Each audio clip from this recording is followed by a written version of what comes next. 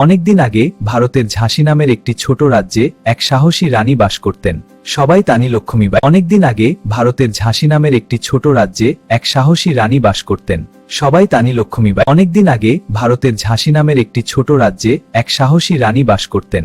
সবাই তানি লক্ষ্মীবাই। অনেকদিন আগে ভারতের ঝাঁসি নামের একটি ছোট রাজ্যে এক সাহসী রানী বাস করতেন। সবাই তানি লক্ষ্মীবাই। 1928 কোন্ধন ছিল আর সবাইতে তার নাক পানি কেনতা। 1928 কোন্ধন ছিল আর সবাইতে তার নাক পানি কেনতা। বড় হয়ে মনুর বিয়ে হয় ঝাঁসির মহারাজা গঙ্গাধর রাওয়ের সঙ্গে। রানী তার নাম হয় সঙ্গে। বড় হয়ে মনুর বিয়ে হয় ঝাঁসির মহারাজা গঙ্গাধর রাওয়ের সঙ্গে। রানী তার নাম হয় সঙ্গে। কিছুদিন পর মহারাজা গঙ্গাধর রাও মারা যান। আমি আমার ঝাঁসি ছেড়ে দেব না। কিছুদিন পর মহারাজা গঙ্গাধর রাও মারা যান।